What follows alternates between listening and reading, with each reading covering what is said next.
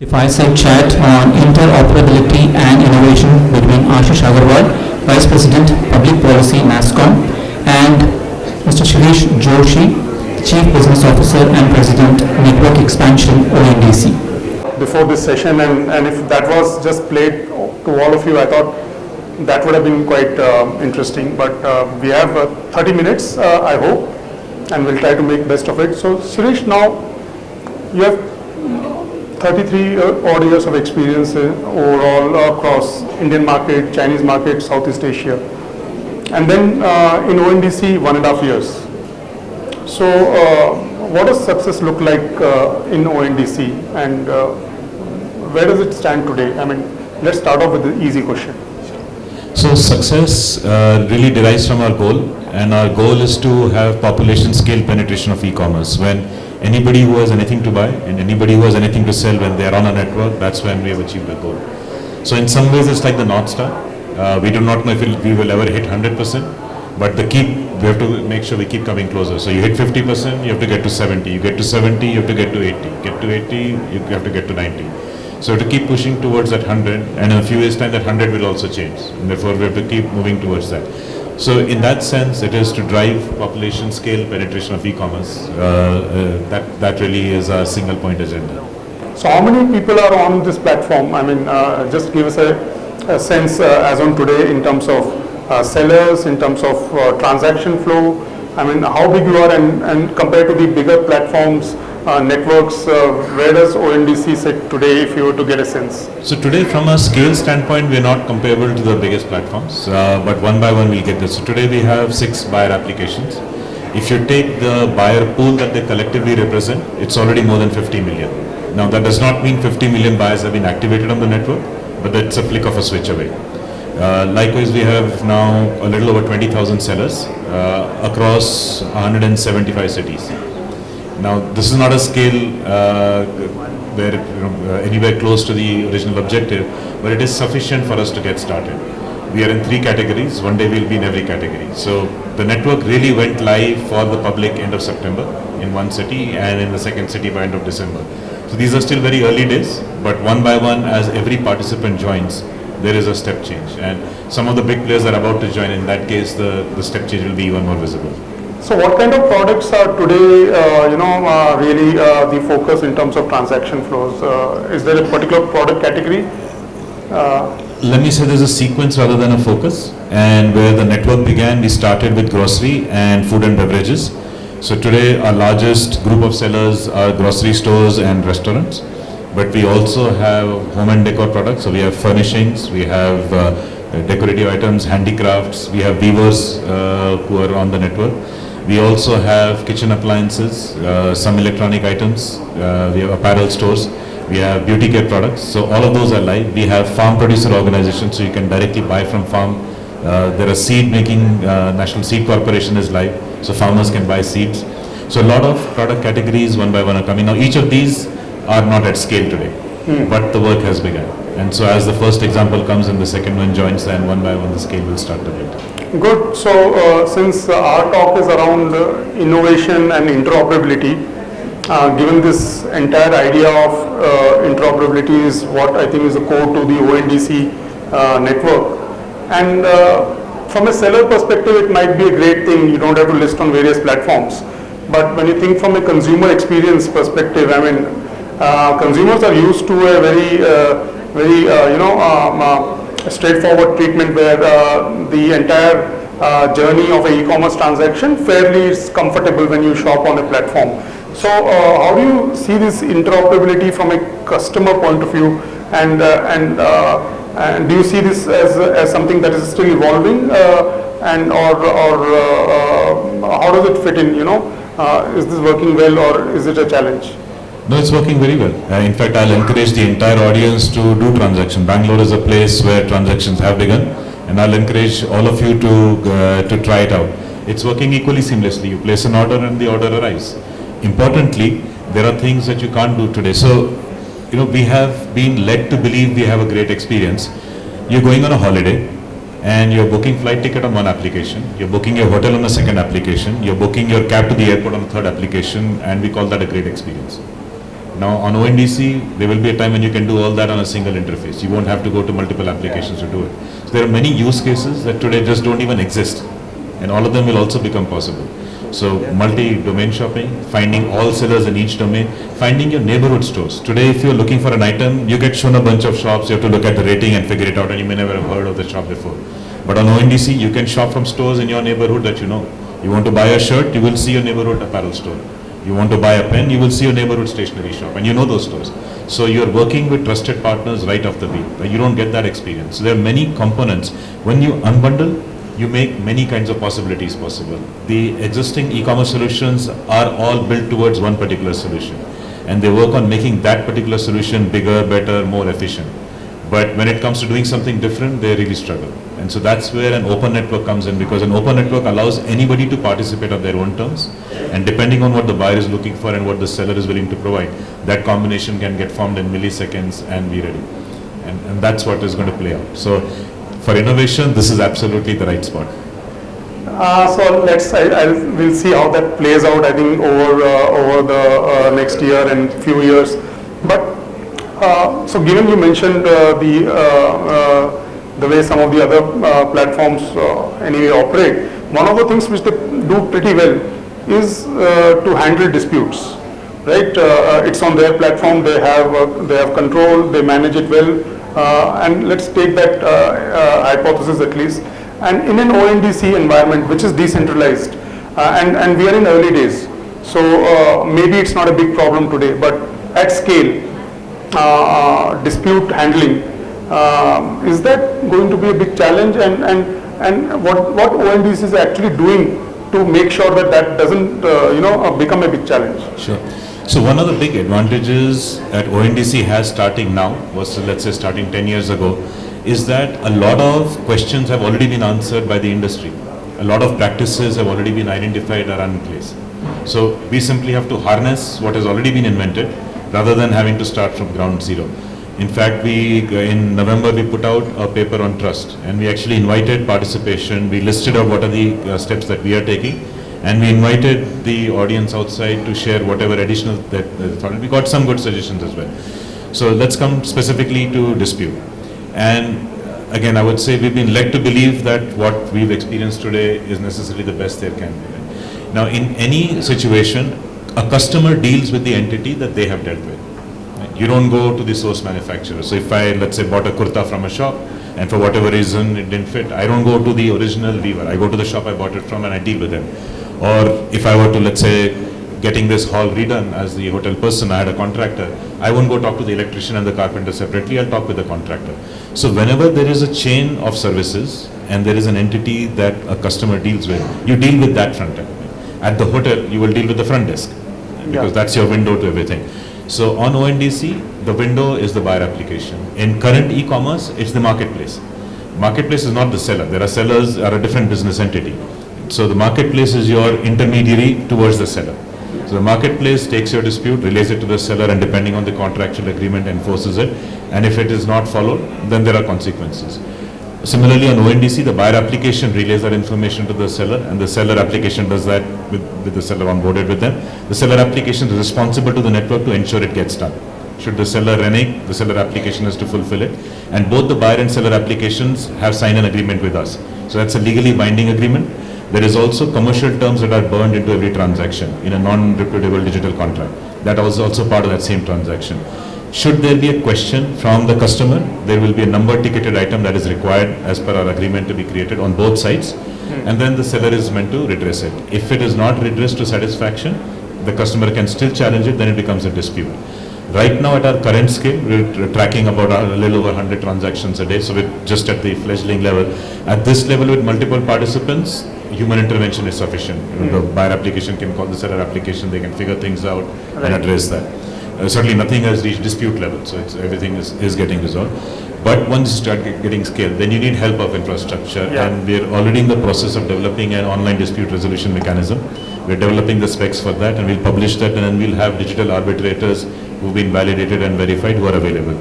So then you will have the ability for this entire digital trail to be shared with that arbitrator who can look at that trail and provide that judgment. And so that will provide a speedy resolution at scale. And wherever ODRs have been implemented, we've seen Yeah. that take place, that the outstanding disputes come down dramatically. That I think definitely will add a lot of confidence and trust in the scaling up of the ONDC. So, what time frame we are looking at this ODR So framework? it should be ready in a few months' time. Few months. Yes. Okay, great. Another thing which I think playing well for the ONDC network is the fact that the buyer apps, for example, are not small apps in terms of what they do. They bring a fair amount of size with them. Yes. So that actually makes the ONDC growth fairly rapid, isn't it? So that part of it is true, which is that scale will be built not necessarily brick by brick. We'll have a few walls that will join lock, stock and barrel, right? So prefabricated walls, as you call them. So yes, the network will grow through that combination. So you have steps and organizations that are dealing with unorganized sector at scale, Yeah. and then you have existing scale organizations that are joining in. And yes, some of them are large, so you get that benefit. So let's talk a little bit about innovation. So ONDC itself is an innovation, right? The fact that you are disrupting a market which pretty much, if not winner take all, it's kind of a few player market.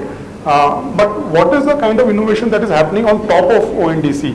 And that's where I want to also, you can talk a little bit, hopefully, about engagement with the startup ecosystem. I mean, are you going to them with problem statements? Is it getting solved? What is really of interest for them and the value proposition? How has that journey been also? So talk a little bit about the innovation and then maybe about the startups. So innovation is taking place. Startups are very much part of it. Let me give the startup example first.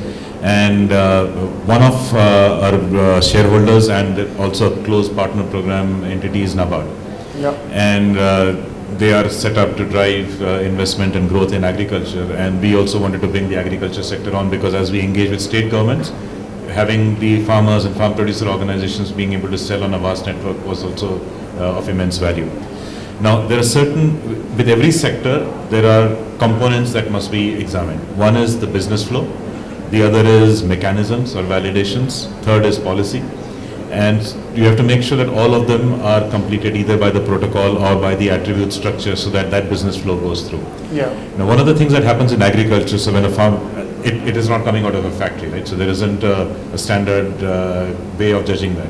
Each harvest has to be judged for quality and graded.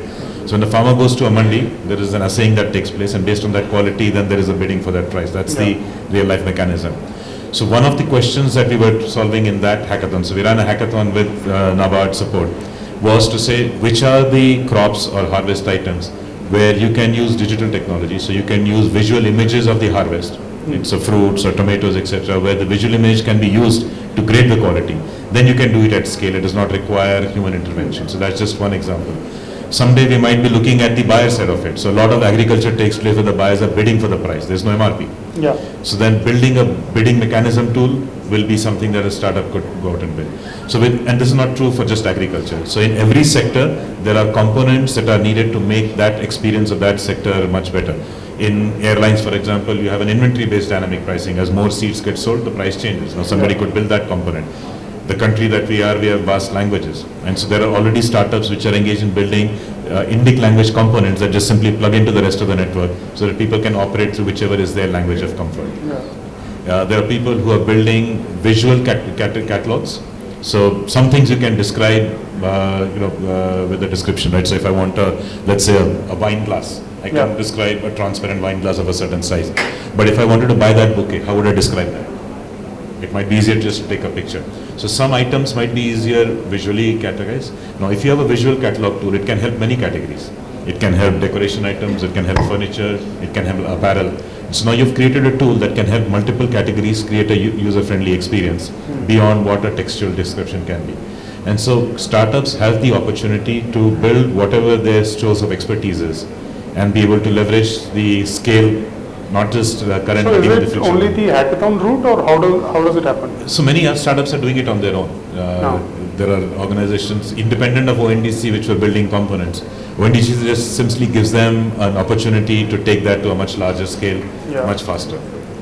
Hackathons that we conduct are against a particular need. So we had a need to bring the agriculture sector on with NABARD and with agri-tech companies. We identified problem statements and then we conducted that hackathon. So in that one, we had more than 500 startups participating.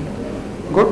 So if I were to understand, I think there is one is the technology track where your protocol, it can handle more and more complex products, and as that happens, you scale up. And second, of course, the dispute resolution mechanism, if that works at scale, and then of course you have this entire ecosystem which is getting connected, and that's how the growth is happening, right? So, so now if you take that and we bring in the third element to this picture, which is profitability. So the big e-commerce platforms don't make profit. A lot of the people who are in that ecosystem probably don't make profit, and then in comes ONDC. So how does ONDC make profit, and then how do you get people who come onto your platform, like the buyer apps and so on and so on, how do they make profit? So can you just explain all this, because we seem to be running a big sector with where everybody is growing and the losses are also growing. Yeah.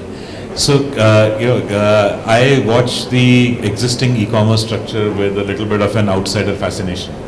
And the fascination really is that each of these marketplaces is huge, and they're huge compared to any player in the ecosystem. So the food delivery platforms are several thousand times bigger than the biggest restaurant chain. If you look at the revenue base, or if you look at scale is not a problem. Scale is not a problem. They're at a huge scale compared to any entity that existed in that ecosystem. At that scale, they take a huge chunk out of the value chain, and yet they're not profitable. And I find that fascinating. Now, if you look at the ecosystem itself, the restaurants by themselves were profitable. Retailer stores were profitable. There is a 4 rupee item that gets delivered to my home accurately every day, profitably, my newspaper.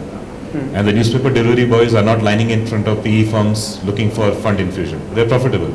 So I find it very fascinating that these huge scale operations at the amount of value chain extraction that they're doing are still not being profitable. Now, how does ONDC change that? I think there is a fundamental conceptual flaw when you say that one entity is going to do everything and thereby make everything better. Because when you try and do everything, you're adding cost. One of the, I would say, significant steps one of the industries I worked in did, I was in telecom, and 3 of the players, Airtel, Vodafone and Idea, joined hands and said, we'll just simply share our towers. Why should we incur that cost independently? Now, that's an initiative by specific private players. Just take that to scale. Why should there be so much duplication of effort? Because when you duplicate, everybody is paying that money. Everybody is spending money to acquire customers. So there's customer acquisition cost, there is infrastructure cost, technology cost, your feet on street cost, and everybody's incurring that. Some of it is linked to real estate. You have warehouses. Real estate in India is at a different scale than the rest of the economy, right? And so you're incurring all these additional costs. Why? Let's just take a thought experiment, right? So imagine if you were to say, let every airline build their own airports and runways. How many airlines would get started? Everyone would be struggling to be profitable. Thankfully, we don't do that. So we just build a bunch of airports. Now you can run whatever air service you want to. You have small seater planes, 5-seater, 10-seater, you can run corporate jets. You have Boeings and Airbuses, you can run commercial airlines. You can run helicopter hop services. Everybody is not building their own airports and runways, thank God. That's why you can have new airlines come in with just 2 planes, get started on one route and little by little grow. So if you can take common infrastructure and build that, and that's a theme that's broader than ONDC, by the way. So if you build common infrastructure, then you allow, first of all, to people come on incremental basis.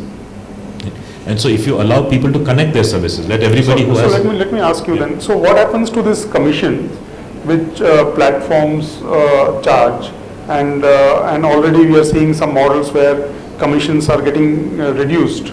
So in an ONDC network construct, what level are these commissions and where do they sit, and what is that journey? Are we going to see end of marketplace commission model? I mean, is that? No, it will not be an end. There will always be a commission. Even the physical infrastructure, there was a commission. So distributor made money, retailer made money, there were margins. But there were stable margins that allowed each of those entities to be profitable. The current financial structure in the marketplace world is actually not stable because it is not profitable even at that scale. So I think it will settle to, given that now one entity does not have to do everything, also think about acquisition costs. Now there aren't acquisition costs. People who already have a customer base are connecting them to the network as a buyer network. Right? Yeah. So now you're actually getting more transactions from a buyer pool you already have. Additional revenue stream, additional commission on that additional revenue stream, and no additional cost really. I mean, the software cost of adding ONDC API is literally nothing for these organizations. So you have additional revenue stream without the additional cost, and so you're actually improving profitability. And you're not incurring the cost on the other side that somebody else is doing, and they're anyway in that business. Yeah. So when a company that is already in touch with sellers as a point of sale software company, you already have that customer base. For you to make that software ONDC compatible is also relatively easy. So if all the POS software companies just simply pool in their sellers, you have a seller network, cost efficiently brought.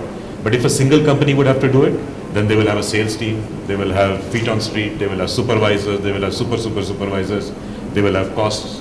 So So all that cost goes away because you are now harnessing what's in the system rather than building it. So let's apply this to the fintech ecosystem, right? So currently, let's say the basic fintech journey has been you start with payments and then you build on top of it, and you add products and you even build your own mall or whatever. So a lot of the fintech ecosystem is already well entrenched into the e-commerce. So and what we were discussing earlier, right? So when UPI came, then a lot of fintech thought, why to be on UPI? So in some sense, it is the same story today. If I were to put it as a question, that for fintech, I mean, what really is the value from from their perspective? Right. And are you seeing a change where people are really taking and saying that we want to make sure that we latch on to the ONDC opportunity in right time? Is that something that's the difference between We're seeing UPI? that. So today we are in contact with I think more than 600 organizations that are in various stages of integration. About 35 are live, another 70, 80 odd are in fairly advanced stage What of are the integration. 600 organizations? Various kinds. So you have fintech companies, you have e-commerce companies, you have manufacturers. So Unilever is live, ITC is live. Your software companies like Microsoft. So you have banks, fintech. So one of the first buyer applications on a network was a fintech company. Yeah. So a bank is live as a buyer application, a fintech company is live as a buyer application. As I said, accounting companies are live as seller applications. So now organizations are able to leverage their existing customers, whether individual retail customers or enterprise customers, connect them to the network and leverage a much broader revenue stream. That work has already begun. But as this network takes hold, then there are additional financial services that will also become an opportunity. So one is the revenue stream as a commission, if you will, from your existing user base, but then it's providing financial services to the network, whether it is BNPL to the customers or EMIs, or whether it is tied over finance to sellers, those kind of services. We are also publishing requirements for network level services. So one that you didn't mention for scale up was reconciliation services. So along with ODR and other mechanisms, reconciliation services will help people scale up to a larger pool. We've published the guidelines and there are now a couple of entities that are in the process of developing those reconciliation services. So any commerce network, because it has many areas of finance involved, is actually very, very rife as an opportunity for fintech and therefore for innovation and opportunity. Okay, so I think listening to Shireesh, it looks like if the way, let's say, GPT is disrupting Google search, ONDC is disrupting, in some sense, the e-commerce model. And would that be a fair analogy? Because analogies are very tedious in tech world. One is that also because there is nothing like ONDC before. There are, I would say, you probably have to go through 8-10 analogies to sort of fully, get ONDC. I don't know if you remember the song from Muhammad Ali, right? Floats like a butterfly, stings like a bee. So it took 2 analogies to understand him fully. Or from our own mythology of Nasscom, right? Half man, half lion. So ONDC is actually many facets, right? And one of the aspects certainly is going to be disruption. But it's important to understand what is the nature of the disruption. Because it's an open network and because various parties are contributing, scale is now going to be available to everyone. Earlier, the entire marketplace approach was to build scale because it was a unique, distinctive, competitive advantage. Now on ONDC, scale is available to anyone. So as I mentioned, the buyer applications that are live collectively have more than 50 million buyers. Tomorrow, if you're a small store on MG Road and you connect with ONDC, any of those 50 million buyers can buy from you. Now you're not dependent on joining a large network, obeying their rules and conditions, paying the commission that they're asking in order to reach that scale of buyers. paying your 3%, 5%, whatever is your commission structure with your seller application, you are available to 50 million buyers. So this availability of scale is actually the heart of the disruption. It's now available to everyone. So when you hear the term democratization of e-commerce, this is that democratization. That you do not have to either pay or join a limited few, it's available to everyone. Now, to the extent that scale becomes available to everyone, therefore anybody who had scale would have to think differently on how they will win in the long term. And anybody who doesn't have scale or would have struggled to find scale now has a great booster rocket to enhance their business. And that is a disruption. So whoever gets it, catches on to it, will stand to benefit from a lot, because you mentioned the word innovation, and innovation is not a one-time thing. Innovation is multiple cycles. Right? A simple kind of example would be the cameras on the phone. Like 25 years ago, when the camera first came on a mobile phone, it was a basic camera at the back, 640 by 480 pixels, a few daylight pictures, and that was it. And when you sent it, there was no data, so you sent it by what was called MMS at that time. Right? And so whoever had MMS service could see it.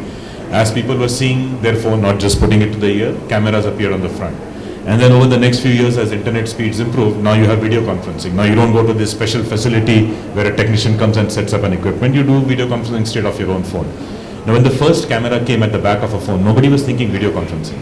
But today, it's, we just take it for granted.